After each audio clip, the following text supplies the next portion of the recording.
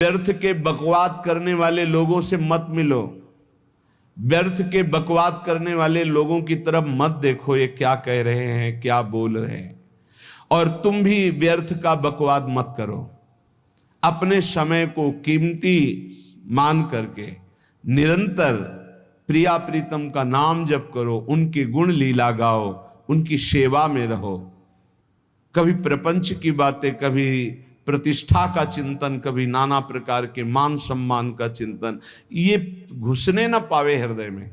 बहुत सावधान रहना चाहिए साधक को। ऐसी बातें देखो मत, ऐसी बातें सुनो मत जिससे तुम्हारा हृदय उद्विग्न होकर प्रभु का चिंतन छोड़ दे। बंद करो। अभी अन्य लोगों के संग का त्याग कर दो, जो भगवत विमुख वार्ता करते हैं, संत निंदा करते हैं, दूसरों की निंदा करते हैं। कुछ हाथ नहीं लगता, ये लोग दुर्गति को प्राप्त होने वाले हैं। भक्तन निंदा अति बुरी भूल करे जिन कोय, किए सुकृत बहु जन्म के छिन में दारे खोए। पर निंदा के किए ते नहीं, आवत नहीं कछु हाथ, मूर्ख पर्वत पाप को ले चल अपने साथ।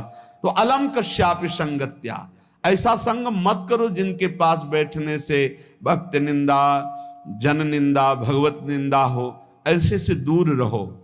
अलम बंद कर दो ऐसे लोगों का संग।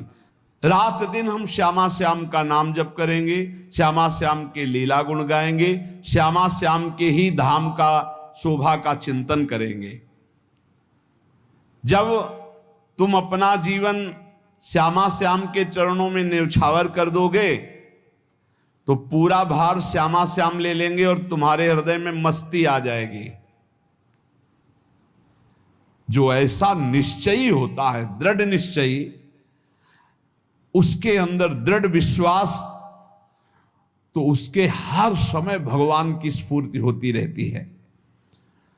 भारी प्रतिकूलता में भी भगवान का सानिध्य अनुभव होता है।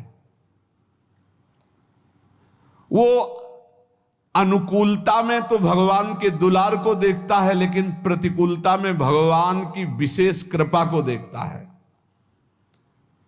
ये संयोग, ये वियोग, संसार की ये द्वंद्वमयी वृत्तियां भक्तों के हृदय में नहीं चुभती। आए की हुज्जत नहीं, गए की तलाश नहीं, क्योंकि नित्य संयोग भगवत स्मृति के प्रभाव से प्रभु का रहता है। शोक, विषाद बहुत ध्यान देने योग्य विषय है। तभी लोगों को ऐसा लगता है कि ऐसा कैसे हो सकता है। भक्त के चरित्रों को जब सुनते तो लगता है ऐसा कैसे हो सकता है, ऐसी परिस्थिति में भी ऐसा कैसे हो सकता है। क्योंकि तुम मानसिक बुद्धि से युक्त हो और वो भागवतिक स्थिति से युक्त है, इसलिए तुम उसको पार पा ही नहीं सकते। जब तुम अपना जीवन श्यामा श्याम के चरणों में समर्पित कर देते हो हृदय से, फिर उनकी कृपा से सब विघ्न दूर हो जाते, एक अपार मस्ती रहती है। नहीं तो शोक, विषाद, दुख, क्लेश, कष्ट, संताप, भय, उद्वेग, ये सदैव सताते रहते हैं। इसी से डिप्रेशन होता है। बार बार नकारात्मक चिंतन, शोक, विषाद, दुख, चिंता, क्लेश, संताप, भय, उद्वेग, यही पूरे मानसिक स्तर को नष्ट कर देते हैं। उत्साहहीन जीवन हो जाता है।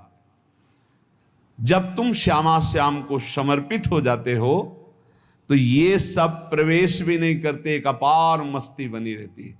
अब क्या होगा? श्यामा श्याम जो करेंगे वही होगा। श्यामा श्याम पता नहीं कैसा करें, नहीं, वो सदैव मंगल भवन है, वो जो करते महामंगल होता है। यह निश्चय उपासक के हृदय में आ जाना चाहिए।